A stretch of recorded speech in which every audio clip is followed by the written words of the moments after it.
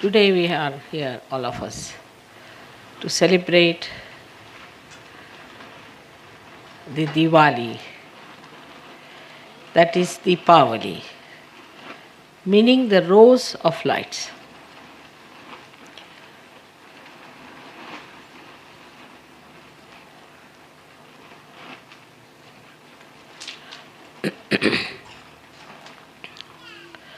In the darkness of Kali Yuga, when you find from every place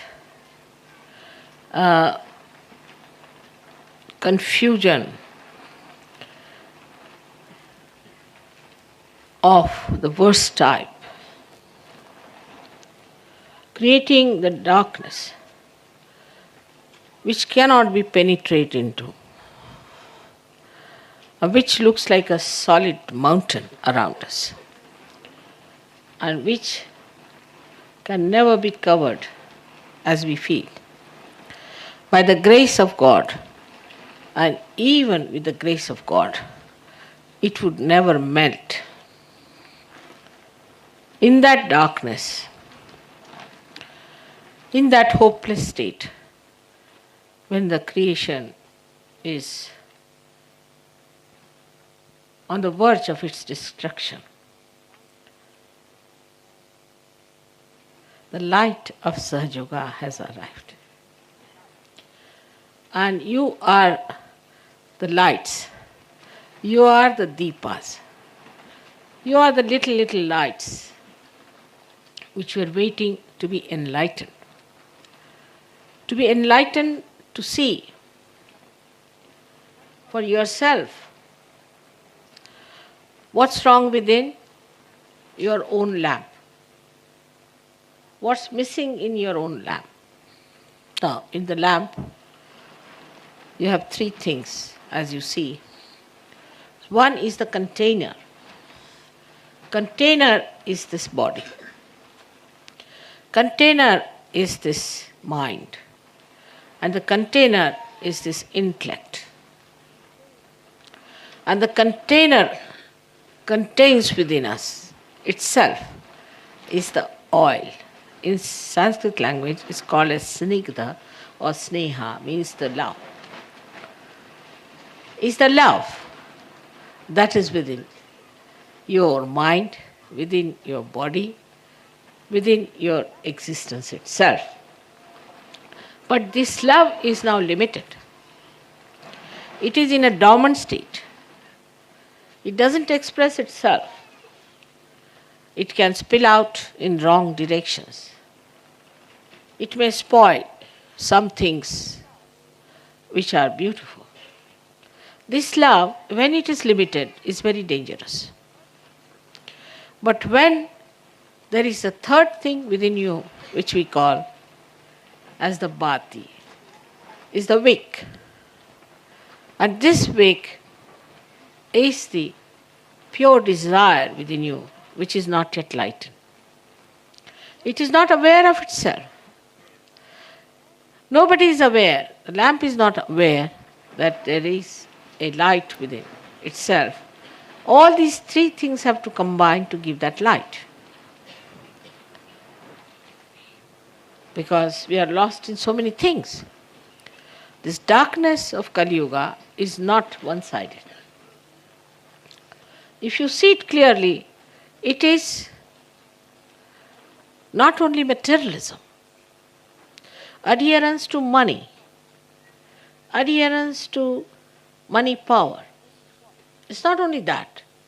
That's, of course, is very important these days. We cannot neglect it because that's something is really weighing this whole balance of the Western world. But this money is for power. Why money? Because it has a power, according to many people who are blind. They think money has the power to win over people, to exist in higher powers of, say, execution of their administration and all that. You need money. To win over votes, to get elected. That's the myth people are carrying all the time, that money is very important and without money you can't manage things. And also because of this kind of a misunderstanding about money, people get very much impressed by the people who have money. And they think now, this is the time we must really gather money somehow or other. Try to get money out of every kind of a adharma. What's wrong? So this money orientation has gone in this Kali Yuga to such a limit that the sense of chastity is lost, the sense of creativity is lost, because you must create something that must sell. If it cannot sell, then you should not. Then the sense of dharma is lost. There is no dharma. When it comes to making money, what is the dharma? There is no dharma needed. Only dharma is how to make money. Then, of course, the love. The mothers don't want children because they have to spend money on their children. It is the conceit, the selfishness that starts working. And people start thinking about how we can grab money from others. There are many sophisticated ways of grabbing money also in the modern times. And the sophistication has reached such subtleties that a person doesn't know till he is completely robbed. Now, there are other ways of getting money. Is now that the kind of a music nowadays people are having, which is against God, which doesn't sing the praise of God, but it's just a noise that they make. If you sing the praise of God, it's different. But otherwise, this kind of music that they have actually works on your limbic area. And the limbic area has the capacity to give you joy and happiness. And this limbic area becomes numb because of this music, of this horrible music of modern times. When it becomes numb, then what you do is to have more noise and more noise and more noise to give a sensation to the limbic area. Still you are not satisfied. I think better remove these two children, they are very stupid all the time fighting. Whose children are these? Better take her away. Remove her. She's trying to be. Remove her. She's the one. He's all right. She's the one. Whose daughter is she? Your daughter? Don't cry. All right? You shouldn't do that way. If you want to sit there, sit quietly. Let him sit this side. You come here, this side. You don't sit with him. You come this side. Keep quiet. All right? Don't cry. Be a nice girl. So the limbic area, when it becomes sensationless, they don't know how to give it a sensation, so they take to drugs. You have to take to drugs. You can't help it, because all the sensation is lost. So in the name of also anti-culture, or you can call an anti-tradition, anti-this and anti-that, what you develop is a limbic area which requires sensations. Now the music fetches money because it's like drug. It's like any alcohol, it's any intoxication. Because already the nerves are intoxicated.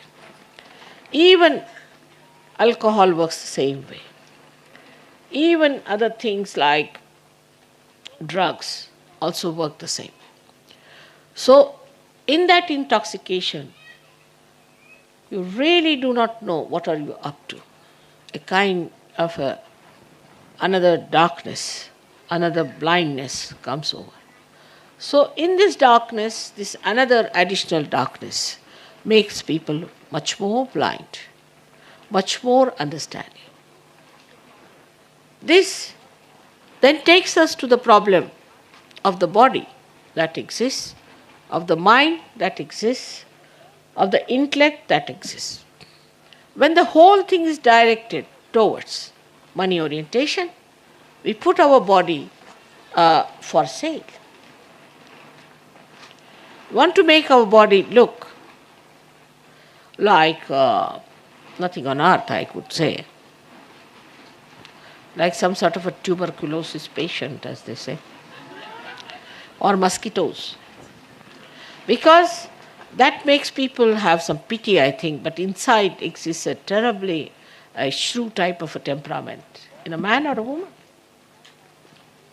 The whole thing is done by entrepreneurs, if you see that, because they want to produce things and they want to create images by which you have to live. And if you have to live with those images, you have to take to the kind of things they are producing. And that's how you try to use those things, and you become just a slave to those entrepreneurs. It has gone too far. It has gone too far into the production of things where you have to play into the hands of entrepreneurs.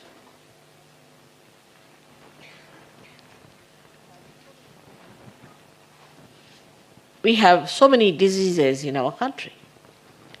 And these diseases are very modern, meant only for modern men.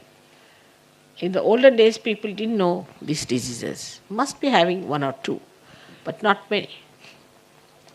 So these diseases also come out of the fact that most of the things we eat or most of the things we do are just the games of the entrepreneurs. Nothing fresh, nothing genuine, nothing sensible is produced. Wants are created that you must have at least 10 dresses, all made of pure plastic.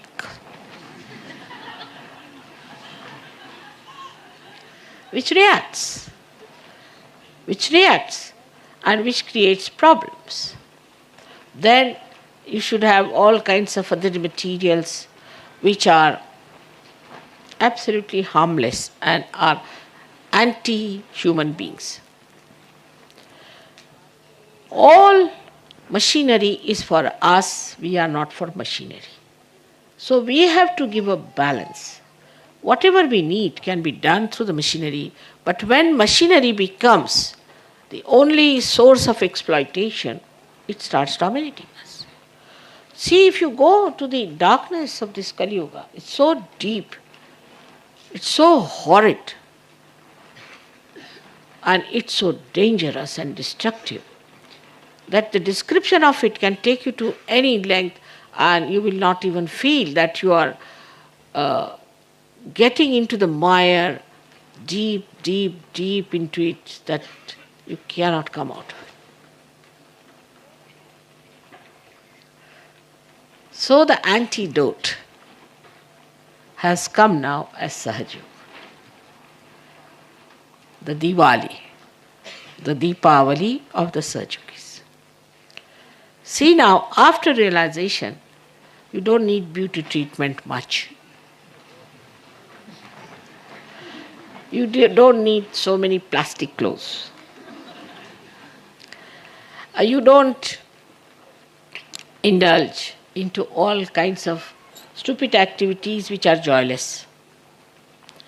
You don't take to drugs, don't take to smoking, you don't take to alcohols, and you don't take to this horrid music also. On the contrary, you take to the music that pacifies, which soothes your limbic area, which gives joy. So you indulge into all the pursuits which will give you joy. You start giving up gradually. Sometimes I have to tell you, but then you understand. And you give up all those things, because then you have tested the joy. You know what is joy? You know the ambrosia of joy. So you don't want to give it up. You may a little bit give up, then again you come back. You know this is joy. Joy doesn't lie in money, doesn't lie in all these joyless pursuits, nothing. But joy lies in your spirit, and the spirit is the one that enjoys the joy. So this spirit is the one which you see burning at the end of your kundali, on top of your sahasrara. And you have seen the photograph. On top of your sahasrara, you see the beautiful flame burning. You have seen that photograph. Is the proof that now you are all the lights and that you have to give lights to others.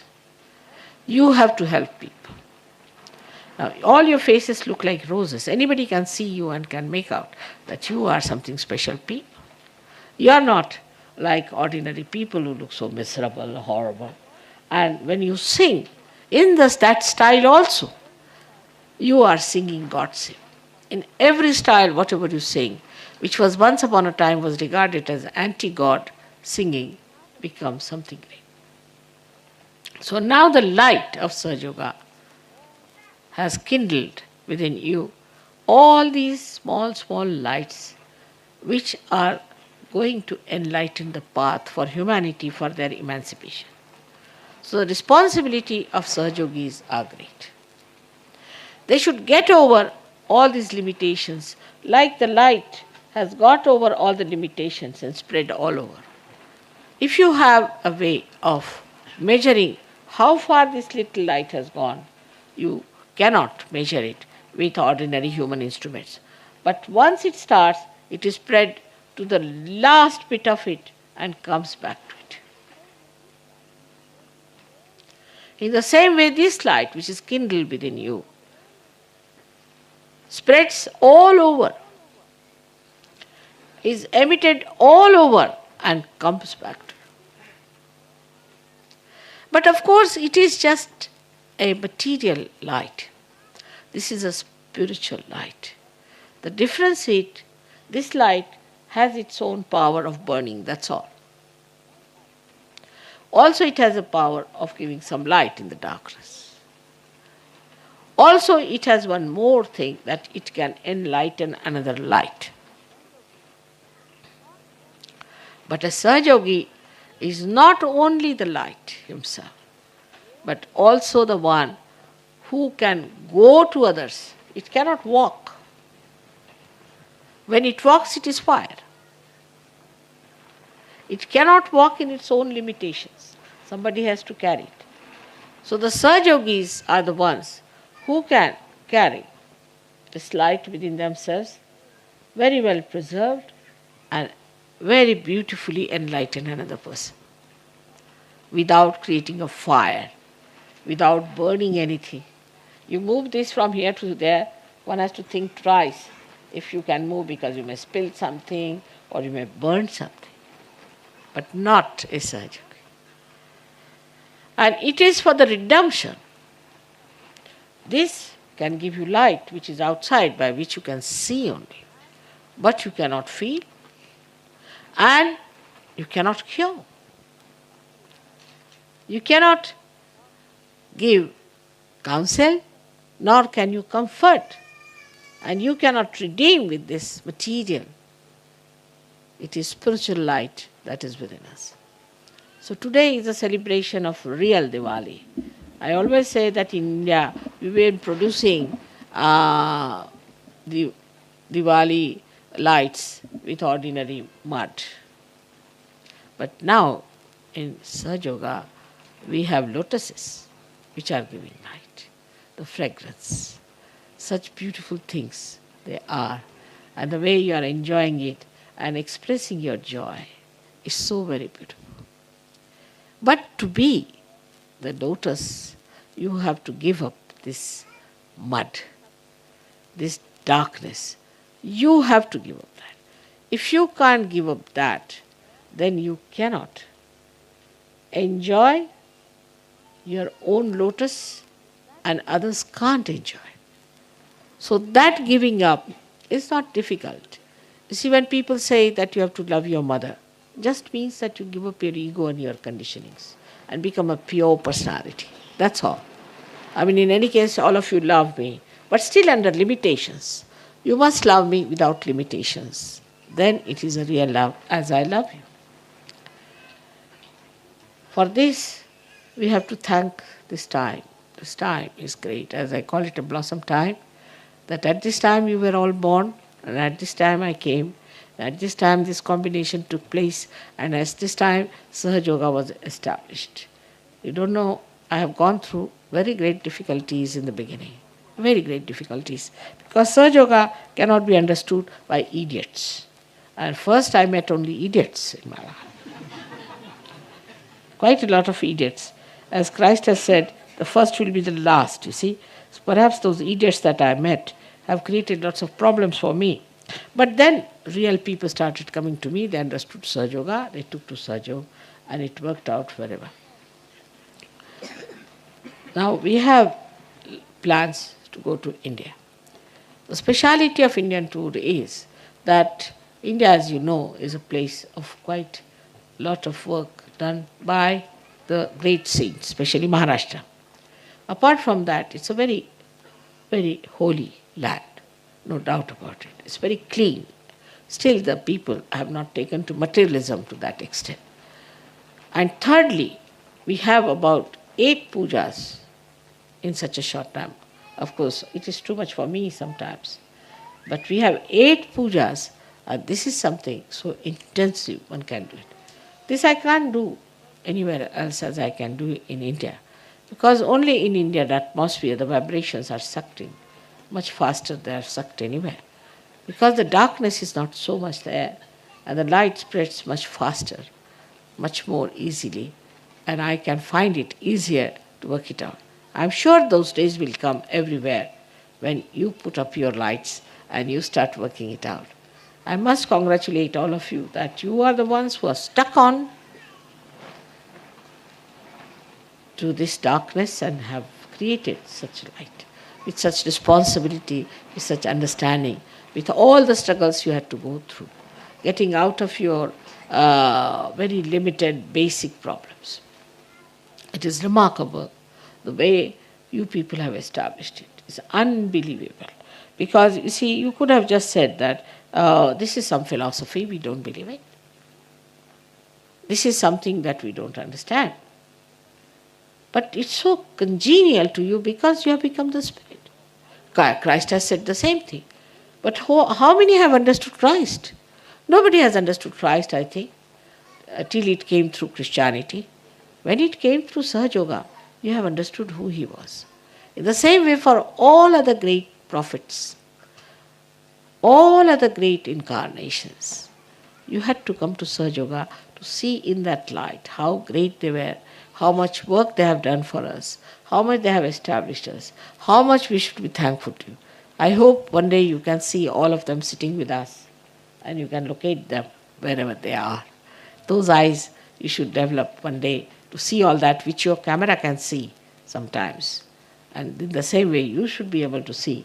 It will be a very good idea. I think in Bogota some of the Sahajogis did see the grace falling down. That's all, once. But it will happen more and more. Please try to improve your eye in the sense that thou shalt not have adulterous eyes. Have no greed in your eye for anything. Try to remove the greed from your eye and it will definitely start working out. So this is the message for our eyes, because through the eyes you are the light. First thing that I have kindled is the light in your eyes. And that's what is the light, is to be improved, to be purified with love, with the divine love. May God bless you all.